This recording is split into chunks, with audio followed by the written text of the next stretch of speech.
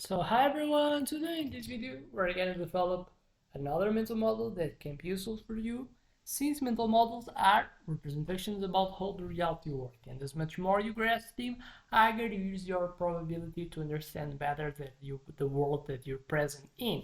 And then so as better is so the probability of you getting to understand the world that you're present on, so higher is your probability to predict better the outcomes of your actions and understand so what are the actions that works for your objectives or not. That's ultimately so why humans are present there in the earth, because we're made to work by incentives, to follow objectives, to things to achieve. And that's obviously would be something important you to develop your decision making, and decision making relies a lot in the information that you have about how the reality works. And then so mental models are models that we take from years, a lot of time of study that the people that are specialized in their areas does. And these mental models are like the abstract. It's like the most important thing, the concepts that we can take from so the fields. And also, so if you don't want to spend and you don't have time to study everything, just take the mental models of each field, the main ones, and you already have got like the 20% of things that matters like 80% of the time.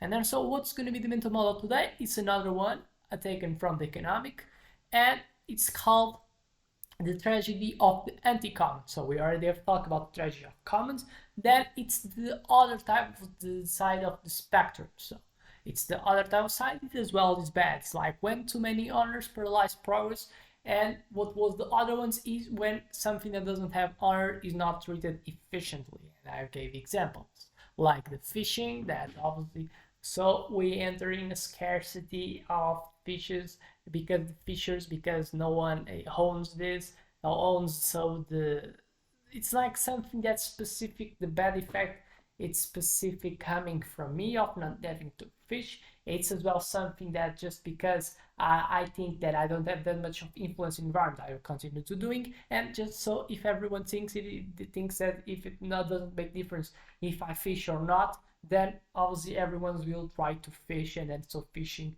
will so get over captured, and obviously it's not sustainable over time. But then so we have the other side of the spectrum. So when too many owners of something paralyze the progress. The other one is when so don't having something, don't have someone to rule, we are not efficient. Is the completely opposite. It's like probably when too many owners, they paralyze progress by bureaucracy or whatever is the reason. So use or total gridlock, as no one can agree on how to utilize the resource. This was named by economist called Michael Hiller. It's the inverse of the tragedy of commons overuse of shared resources, as one of the things that comes with the tragedy of commons. So this paradox explains so why life-saving drugs go undeveloped, urban buildings decay, and innovations stall, all because too many people can say no. So this is the core idea. But then so how it works. So those are like the bullet points that I would like to bring to develop a bit. So we have the fragmented ownership as one of the most important things in this mental model. A resource like land, patents, spectrum rights is split among multiple owners, each with exclusive rights. Example is like a vacant lot inherited by 20 heirs. No one can build until all areas. Like when too many people have their own interests, it's difficult to have alignment of incentives to do a specific task.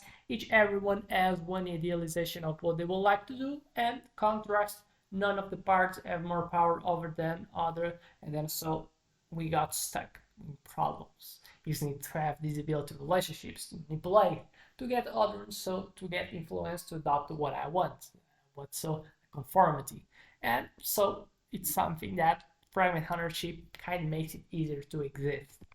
Veto power and speculation. Owners prioritize personal gain, refusing corporation to extract aggregate buyouts. Example, the company wants to build a hospital, but one landowner demands an exorbitant price, killing the project. And economic paralysis. The resource remains idle, destroying societal value. What could be real world examples that I could give it to you?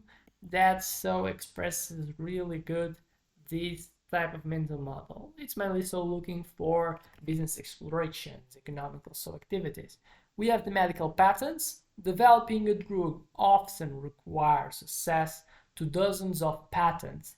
If one owner refuses to license their patent, the drug dies. A real case is cancer treatments delayed due to intellectual property disputes. We have another example, the urban decay. Post-Soviet Moscow saw storefronts divided among hundreds of owners. No redevelopment occurred for years, leaving blocks vacant.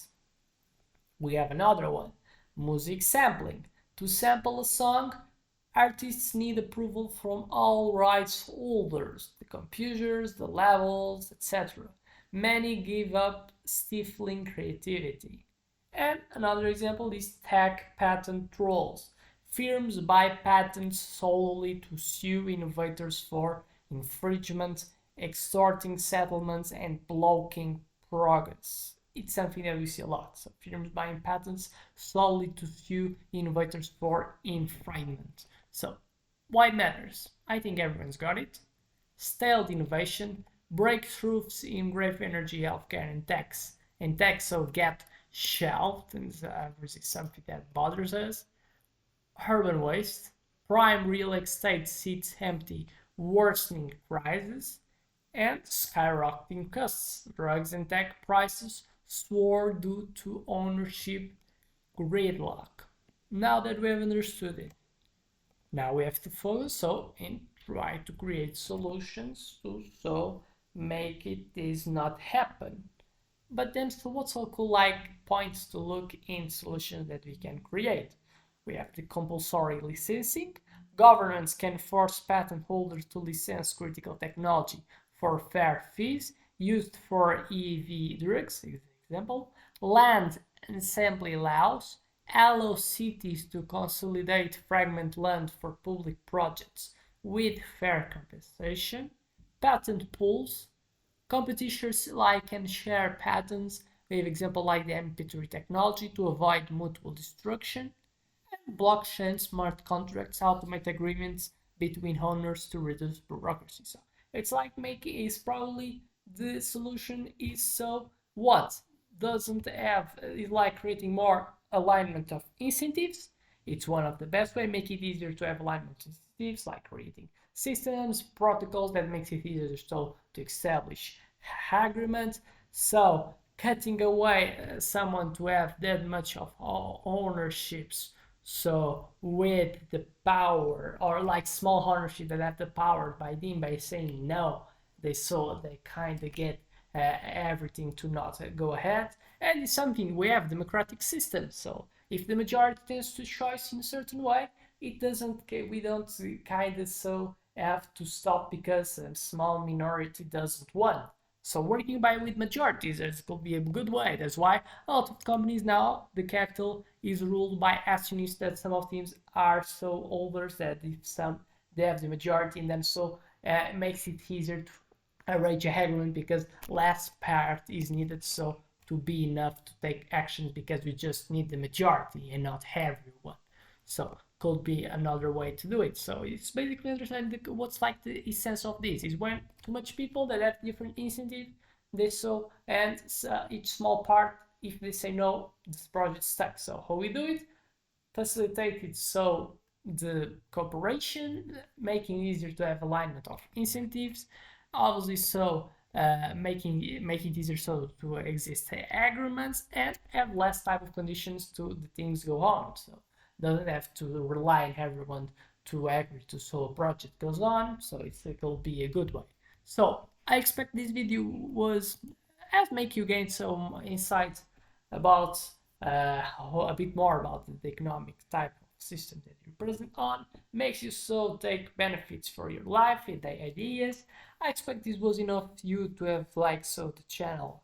So in order to subscribe and put a like in this video and feel free so to see other videos that may trigger your interest. So without much more to say, just thank you and I expect to see you in other videos in this channel. So see you in the next one.